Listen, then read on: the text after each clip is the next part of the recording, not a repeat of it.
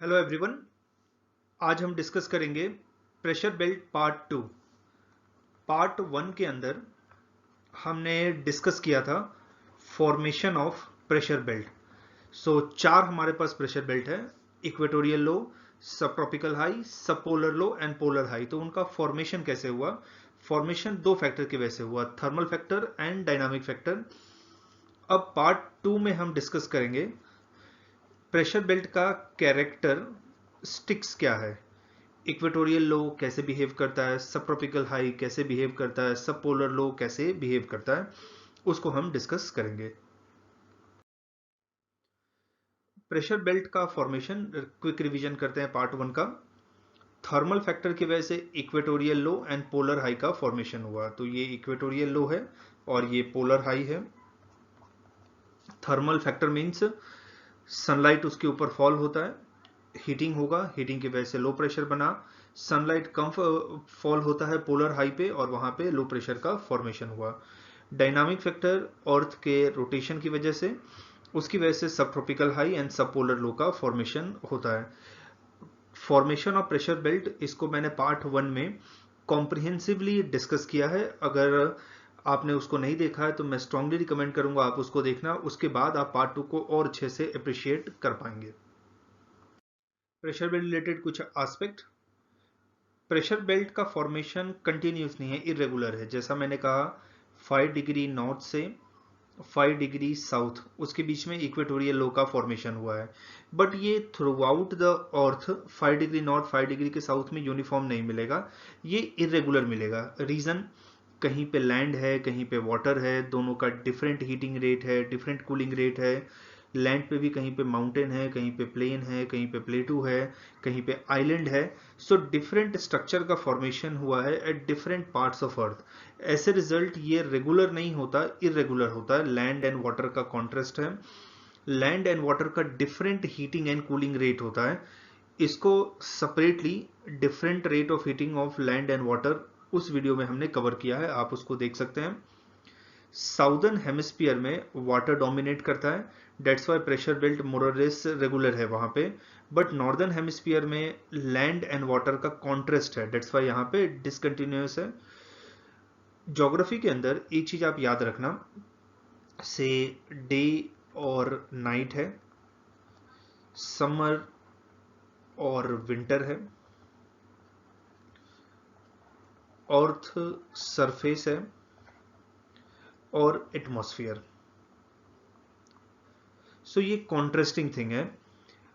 Day के time पे earth surface heat absorb करता है, रात के time earth surface heat lose करता है। तो डे के टाइम पे हीटिंग होगा अर्थ सरफेस का, रात के टाइम अर्थ सरफेस का कूलिंग होगा। सेम समर में अर्थ सरफेस का हीटिंग होगा बिकॉज वो हीट एब्जॉर्ब कर रहा है, विंटर में उसका कूलिंग होगा। अर्थ सरफेस पे जो कंडीशन होगा उसका ऑपोजिट कंडीशन एटमॉस्फेयर में प्रिवेल कर रहा है। तो ये तीन कॉन्ट्रास्टिंग कंडीशन है। जो कंडीशन डे पे होगा उसका ऑपोजिट नाइट में होगा। Same thing summer winter, same thing earth surface atmosphere. इसको आप याद रखना, ये ज्योग्राफी का थंब रूल है कि कॉन्ट्रास्टिंग प्रॉपर्टी होता है। तो स्पीड ऑफ इक्वेटर ग्रेटर है स्पीड ऑफ पोल से अर्थ सरफेस पे। बट अगर मैं एटमॉस्फेयर में जाता हूं तो स्पीड ऑफ पोल ग्रेटर होगा स्पीड ऑफ इक्वेटर से। जो इससे पहले वाले वीडियो में प्रेशर बेल्ट पार्ट 1 में मैंने डिस्क्राइब किया था कि आप इक्वेटर से पोल की तरफ जाते हैं, कोरोलिस फोर्स का इंटेंसिटी इंक्रीज होता है। कोरोलिस फोर्स का मैक्सिमम इंटेंसिटी है एट पोल, मिनिमम इंटेंसिटी है एट इक्वेटर। बट इक्वेटर पे अर्थ सरफेस का मैक्सिमम स्पीड होता है बिकॉज वो ज्यादा डिस्टेंस ट्रेवल कर रहा है इन 24 आवर्स टाइम, पोल कम डिस्टेंस ट्रेवल कर रहा है। तो ये कॉन्ट्रास्टिंग प्रॉपर्टी को आप याद रखना। Now first, equatorial low. Equatorial low का फॉर्मेशन होता है from 5 degree north to 5 degree south. ये हॉरिजॉन्टल वे में मैंने डिस्क्राइब किया है, ये वर्टिकल वे में डिस्क्राइब किया है इक्वेटोरियल लो को। इक्वेटोरियल लो पे दोनों प्रेशर बेल्ट, दोनों ट्रेड विंड आके कन्वर्ज हो रहा है, north east trade wind and south east trade wind. इसलिए इक्वेटोरियल लो को ITCZ कहते हैं, inter tropical convergence zone, because दोनों ट्रेड विंड आके यहाँ पे कन्वर्ज हो जाता है। इक्वेटोरियल लो को हम डोल ड्रम्स भी कहते हैं। रीजन, एयर का सर्कुलेशन 3 फैक्टर पे डिपेंड करता है। फैक्टर नंबर 1 प्रेशर डिफरेंस और you can say pressure gradient, दूसरा Coriolis force and third friction. Friction को फॉर अ टाइम बीइंग हम इग्नोर करते हैं। इक्वेटोरियल लो पे प्रेशर ऑलमोस्ट सिमिलर है बिकॉज सनलाइट यहाँ पे फॉल होता है, हीटिंग होगा, हीटिंग होने की वजह से एक यूनिफॉर्म लो प्रेशर का फॉर्मेशन होगा। तो प्रेशर डिफरेंस ऑलमोस्ट सिमिलर होता है, या फिर डिफरेंस भी होगा तो बहुत कम होगा, और वो इतना ज़्यादा नहीं होता कि हॉरिजॉन्टल मूवमेंट ऑफ एयर को ड्राइव कर पाए। कोरोलिस फोर्स भी यहाँ पे जीरो होता है बिकॉज कोरोलिस फोर्स मैक्सिमम होगा पोल पे और मिनिमम होगा जीरो पे। ये साइन ऑफ लैटिट्यूड पे डिपेंड करता है। तो ना तो यहाँ पे प्रेशर डिफरेंस है, ना तो यहाँ पे कोरोलिस फोर्स है, तो इसकी वजह से यहाँ पे एयर का मूवमेंट नहीं होता, या होता भी है तो बहुत काम होता है। So there is no horizontal movement of air at equatorial low. As a result it is known as doldrums. तो इक्वेटोरियल लो आप इसको कह सकते हैं, इसको डोल्ड्रम कह सकते हैं, और इसको ITCZ कह सकते हैं। यहाँ पे जिस जगह पे भी 3 कंडीशन प्रोड्यूस होगा वहां पे इनस्टेबल कंडीशन होगा। अब वो 3 कंडीशन क्या है? कंडीशन नंबर 1 लो प्रेशर होना चाहिए, तो इक्वेटोरियल लो पे लो प्रेशर है। कंडीशन नंबर 2 एयर का वर्टिकल अपवर्ड मूवमेंट होना चाहिए, उसको एसेंड कहते हैं। एंड नंबर 3 एयर का कन्वर्जेंस होना चाहिए। तो इक्वेटोरियल लो पे एयर का कन्वर्जेंस हो रहा है, इक्वेटोरियल लो पे एयर एसेंड कर रहा है, एंड इक्वेटोरियल लो पे लो प्रेशर का फॉर्मेशन हुआ है। ऐसे रिजल्ट यहाँ पे इनस्टेबल कंडीशन प्रोड्यूस होता है। जब भी इनस्टेबल कंडीशन प्रोड्यूस होगा उसका इफेक्ट होगा क्लाउड का फॉर्मेशन, वहां पे ट्रॉपिकल साइक्लोन होगा, वहां पे प्रेसिपिटेशन होगा, वहां पे थंडर होगा, वहां पे लाइटनिंग होगा। तो इनस्टेबिलिटी का ये इफेक्ट है। तो इनस्टेबिलिटी को आप ऐसे समझना कि जहां पे भी वेदर कंडीशन काम नहीं है वहां पे इनस्टेबल कंडीशन होगा। तो कंफ्यूजन नहीं होना चाहिए, इक्वेटोरियल लो पे हॉरिजॉन्टल मूवमेंट ऑफ एयर नहीं है, but due to intense vertical movement of air यहाँ पे कंडीशन इनस्टेबल प्रोड्यूस है। एंड बिकॉज ऑफ इनस्टेबिलिटी यहाँ पे क्लाउड का फॉर्मेशन है, ट्रॉपिकल साइक्लोन है, precipitation, thunder and lightning produce हो रहा है। वैसा ही इंस्टेबिलिटी प्रोड्यूस होगा सबपोलर लो पे भी। सबपोलर लो पे भी यही कंडीशन है, but level of instability will be more at equatorial low compare to subpolar low. अब इंस्टेबिलिटी कहीं पे ज्यादा होता है, कहीं पे कम होगा, उसका मैग्नीट्यूड कैसे पता चलेगा? तो मैग्नीट्यूड पता चलता है एटमॉस्फेयर में वाटर वेपर कितना है। More the water vapour in atmosphere, more will be instability. तो वाटर वेपर इक्वेटोरियल लो पे ज्यादा होता है। रीजन, सनलाइट फॉल होगा, सनलाइट की वजह से यहाँ पे इवोपरेशन ज्यादा होगा। ऐसे रिजल्ट यहाँ पे एक इंटेंस वर्टिकल क्लाउड का फॉर्मेशन होता है। इस क्लाउड को आप देखो, इसका वर्टिकल एक्सटेंशन बहुत ज्यादा है, और इस क्लाउड को क्यूमुलोनिम्बस क्लाउड कहते हैं। डिफरेंट टाइप ऑफ क्लाउड है, बट इस क्यूमुलोनिम्बस क्लाउड वो सबसे इंटेंस टाइप ऑफ क्लाउड होता है बिकॉज उसका वर्टिकल एक्सटेंशन ज्यादा होता है और ज्यादा वाटर वेपर को वो स्टोर करता है। इस जगह पे इक्वेटोरियल लो पे यहाँ पे हेडली सेल का फॉर्मेशन हुआ। हेडली सेल का हाइट सबसे ज्यादा है। रीजन, स्ट्रक्चर ऑफ एटमॉस्फेयर, एक वीडियो हमने अपलोड किया है अपने चैनल पे, वहां पे आप देखना इक्वेटर पे ट्रोपोस्फियर का हाइट ज्यादा होता है, पोल पे ट्रोपोस्फियर का हाइट कम होता है because of 3 different region. Region number 1, equator पे ग्रेविटेशनल फोर्स कम है, सो लेस पुल होगा। नंबर 2, इक्वेटर पे ज्यादा हीटिंग है तो एयर लाइट डेंसिटी का है, एज ए रिजल्ट एयर ऊपर चला जाएगा। एंड नंबर 3, इक्वेटर पे वर्टिकल मूवमेंट ऑफ एयर है, सो एटमॉस्फेयर को अपवर्ड पुश करता है। तो हेडली सेल का हाइट मैक्सिमम है एंड पोलर सेल का हाइट मिनिमम है। पोलर सेल उल्टा कंडीशन, यहाँ पे हाई प्रेशर का फॉर्मेशन होता है, एयर का हैवी डेंसिटी है तो वो नीचे आएगा। यहाँ पे vertical downward movement of air है। एंड नंबर 3, यहाँ पे ग्रेविटेशनल पुल मैक्सिमम है। तो Hadley cell maximum height, polar cell minimum height. तो ये वर्टिकल एंड हॉरिजॉन्टल डिस्क्रिप्शन है इक्वेटोरियल लो प्रेशर बेल्ट का। इक्वेटोरियल लो प्रेशर बेल्ट से एयर राइज होता है, मूव करके जाएगा सब ट्रॉपिकल हाई पे एंड देन सब ट्रॉपिकल हाई से ट्रेड विंड के फॉर्म में फिर से इक्वेटोरियल लो पे। सो इसका डिस्क्रिप्शन जो आगे मैंने कहा था सेम, काम कंडीशन, कोई हॉरिजॉन्टल मूवमेंट ऑफ एयर नहीं है, इंस्टेबिलिटी प्रोड्यूस होगा, स्ट्रॉन्ग कन्वेक्टिव एक्टिविटी है, convective means vertical movement of air है जिसको एयर करंट कहते हैं, क्यूमुलोनिम्बस क्लाउड का एक टाइप है, ITCZ inter tropical convergence zone, tropical cyclone यहाँ पे प्रोड्यूस होता है और इस रीजन पे मैक्सिमम सनलाइट फॉल होता है। सनलाइट को हम इलेक्ट्रोमैग्नेटिक रेडिएशन भी कह सकते हैं, सनलाइट को हम इंसोलेशन भी कह सकते हैं। Now second pressure belt that is सब ट्रॉपिकल हाई। एयर जो इक्वेटोरियल लो से राइज करता है वो जाके सब ट्रॉपिकल हाई पे फॉल होगा और सब ट्रॉपिकल हाई पे हाई प्रेशर का फॉर्मेशन करेगा। अर्थ अगर रोटेट नहीं हो रहा होता तो सब ट्रॉपिकल हाई का फॉर्मेशन नहीं होता, अर्थ रोटेट हो रहा है, दैट्स व्हाई सब ट्रॉपिकल हाई का फॉर्मेशन हुआ। अर्थ जब रोटेट कर रहा है, तीन फैक्टर को हमने कंसिडर किया, अर्थ का रोटेशनल स्पीड क्या है, अर्थ का रोटेशनल डायरेक्शन क्या है एंड अर्थ का रोटेशनल डायमीटर क्या है। ये तीनों को कंसिडर करने के बाद सब ट्रॉपिकल हाई का फॉर्मेशन समवेयर अराउंड 25 डिग्री के आसपास होता है। अगर अर्थ का रोटेशनल स्पीड कुछ और होता, मींस वो ज्यादा स्पीड से मूव करता या कम स्पीड से मूव करता, अर्थ का रोटेशनल डायरेक्शन कुछ और होता, डायमीटर कुछ और होता, तो मे बी कोई और वैल्यू आता। इसको हमने कंप्लीटली डिस्क्राइब किया है पार्ट 1 प्रेशर बेल्ट में, उसको आप रेफर कर सकते हैं। तो यहाँ पे एयर सिंक कर जाता है, सेटल कर जाता है और जिसकी वजह से यहाँ पे हाई प्रेशर का फॉर्मेशन होता है। यहाँ पे ड्राई कंडीशन है, उस ड्राई कंडीशन के पीछे 3 रीजन है। इक्वेटर से एयर राइज करता है, राइज करने के बाद इक्वेटर पे क्लाउड का फॉर्मेशन करेगा, रेनफॉल करेगा।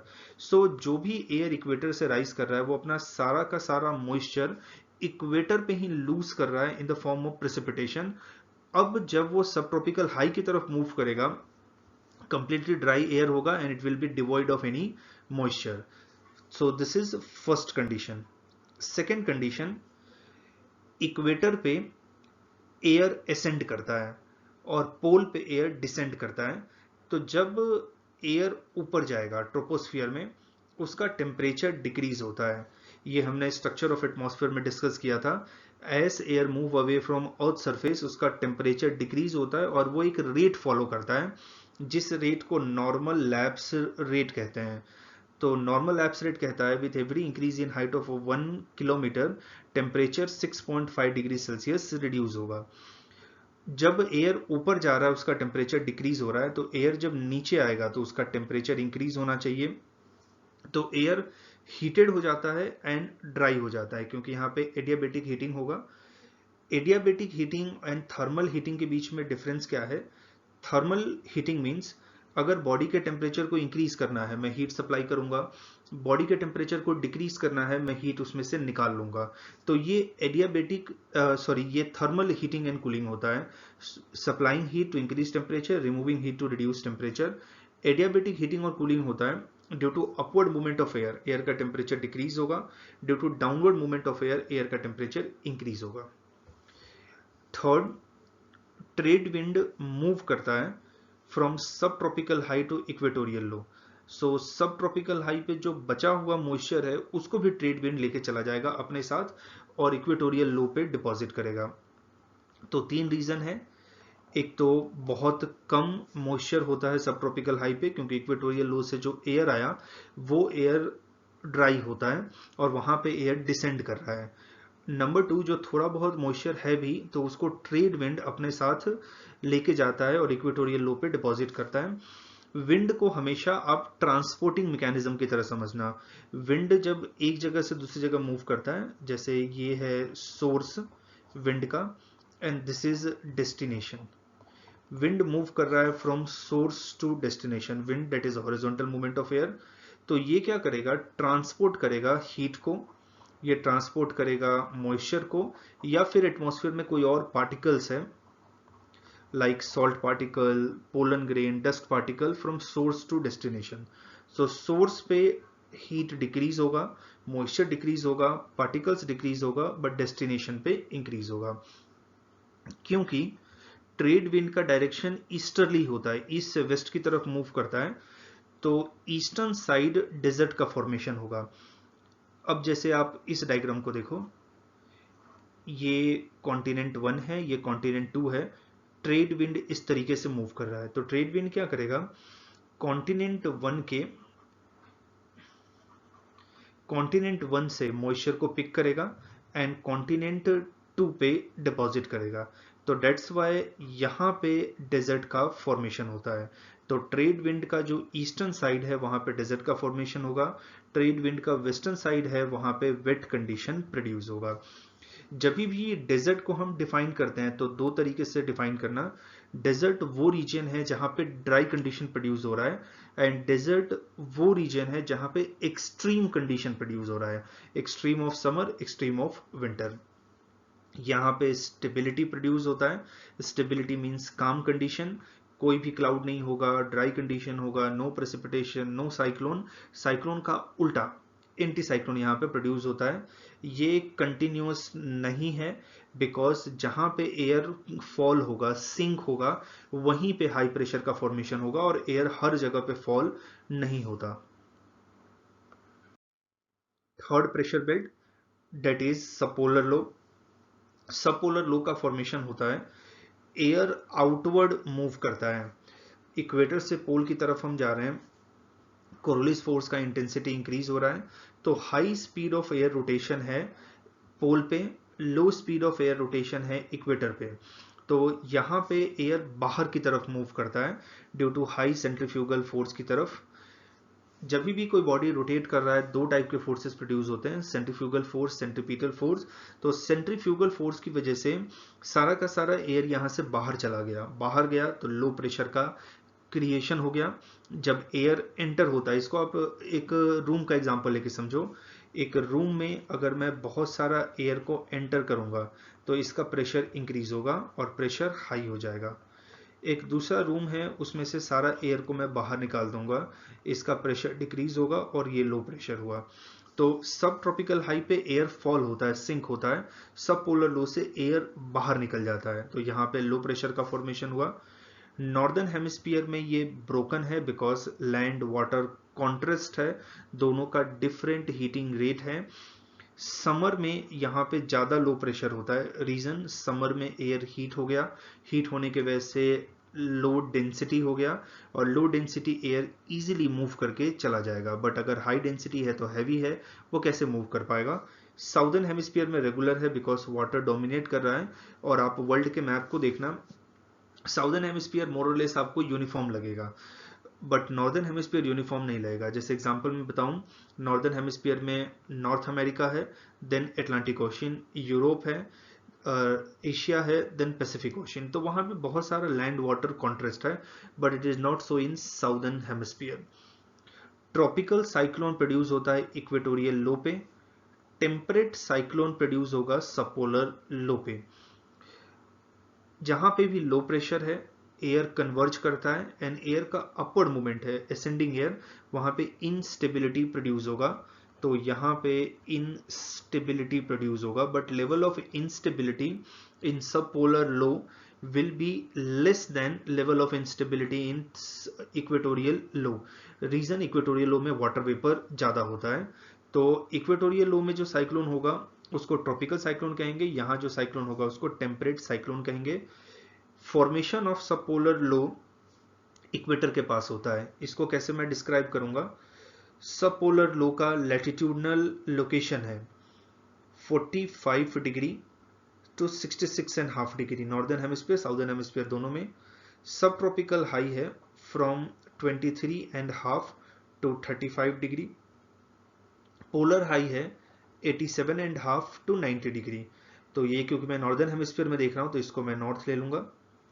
तो आप डिफरेंस अगर देखो, पोलर हाई एंड सब पोलर लो के बीच में डिफरेंस है 21 डिग्री का, बिकॉज सब पोलर लो खत्म होता है 66.5 पे, पोलर हाई स्टार्ट होता है 87.5 पे, बट डिफरेंस बिटवीन सब ट्रॉपिकल हाई एंड सब पोलर लो है, डेट इज 10 डिग्री का डिफरेंस है।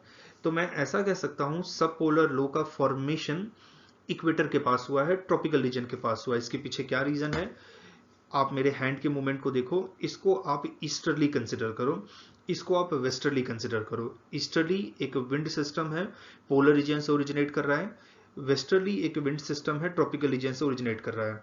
दोनों जब एक जगह पे कोलाइड करेगा तो पोलर रीजन से जो विंड आ रहा है वो ट्रॉपिकल रीजन के विंड को और ज्यादा मूव करेगा। रीजन, पोलर रीजन से जो विंड आ रहा है वो हैवी है, ट्रॉपिकल रीजन से जो विंड आ रहा है वो लाइट है, तो वो उसको और ज्यादा पुश करेगा और इसकी वजह से सब पोलर लो पोलर रीजन के क्लोजर फॉर्मेशन होता है। अगर ऑल्टरनेट वे में मैं कहूं तो इसका फॉर्मेशन पोलर रीजन से दूर होगा, because the air which is coming from polar region is heavy, cool and it will push westerly towards tropical region. Simple example लेके समझो, ये ऐसा है कि एक ट्रक और रिक्शा के बीच में कोलिजन हो रहा है। ट्रक ईस्टर्ली है, रिक्शा वेस्टर्ली है। जब कोलिजन होगा तो ट्रक रिक्शा को पुश करेगा। सो सेम वे में ईस्टर्ली वेस्टर्ली को पुश कर रहा है। नाउ पोलर हाई रीजन, क्योंकि यहाँ पे लेस सनलाइट फॉल होता है, यहाँ पे through out the year low temperature है, ऐसे रिजल्ट यहाँ पे हाई प्रेशर का फॉर्मेशन हुआ। अब इस जगह पे कोरोलिस फोर्स भी मैक्सिमम होता है और यहाँ पे एयर भी कूल्ड है, तो आइडियली जैसे सब पोलर लो में हाई सेंट्रीफ्यूगल फोर्स की वजह से सारा का सारा एयर बाहर चला जाता है, ऐसे रिजल्ट सब पोलर लो में लो प्रेशर बना। बट पोलर हाई में लो प्रेशर इसलिए नहीं बनता क्योंकि यहाँ पे एयर बहुत हैवी है और सेंट्रीफ्यूगल फोर्स इतना फोर्स अप्लाई नहीं कर पाता जिसकी वजह से एयर आउटवर्ड मूव कर पाए, इसीलिए पोलर हाई में हाई प्रेशर का फॉर्मेशन होता। मे बी अगर वहां पे एयर का लेस डेंसिटी होता तो लो प्रेशर होता। पोलर हाई में डायनामिक फैक्टर, थर्मल फैक्टर दोनों मैक्सिमम है, बट थर्मल फैक्टर डोमिनेट कर रहा है। सो लो टेम्परेचर प्रिवेल कर रहा है थ्रू आउट द ईयर, ऐसे रिजल्ट यहाँ पे हाई प्रेशर बना। एंटार्क्टिका हाई प्रेशर ग्रेटर है Arctic high pressure. Arctic high pressure बनता है आर्टिक सी के पास, आर्टिक सी वाटर बॉडी है। एंटार्क्टिक हाई प्रेशर बनता है एंटार्क्टिका के पास, एंटार्क्टिका लैंड है, कॉन्टिनेंट है, आर्टिक सी वाटर बॉडी है। ये क्योंकि कूलिंग की वजह से बन रहा है तो लैंड का रैपिड कूलिंग होता है, वाटर का रैपिड कूलिंग नहीं होता, तो ऐसे रिजल्ट हाई प्रेशर एंटार्क्टिका में ज़्यादा होगा। तो साउदर्न हेमिस्फीयर में जो हाई प्रेशर है वो ज़्यादा डोमिनेंट है कंपेयर टू नॉर्दर्न हेमिस्फीयर में जो हाई प्रेशर है। आप जब इसको देखो तो आप इसमें कंफ्यूज मत होना, साउदर्न हेमिस्फीयर में नो डाउट वाटर बहुत ज़्यादा है, बट साउथ पोल पे लैंड है, एंटार्क्टिका है। नॉर्दर्न हेमिस्फीयर में लैंड ज़्यादा है बट नॉर्थ पोल वहाँ पे आर्टिक सी है। तो ये प्रेशर बेल्ट का कैरेक्टरिस्टिक्स है। That is part 2 pressure belt. Part 1 में हमने इसका फॉर्मेशन देखा था, पार्ट 1 पार्ट 2 दोनों को आप देखना तो आपको एक कॉम्प्रिहेंसिव अंडरस्टैंडिंग मिलेगा। तो इस लेक्चर को हम यहीं पे कंक्लूड करते हैं। आपको इस लेक्चर रिलेटेड कुछ डाउट है, कंफ्यूजन है या आप कुछ सजेशन देना चाहते हैं तो आप कमेंट बॉक्स में लिख के हमें बता सकते हैं। तब तक के लिए thank you and good day.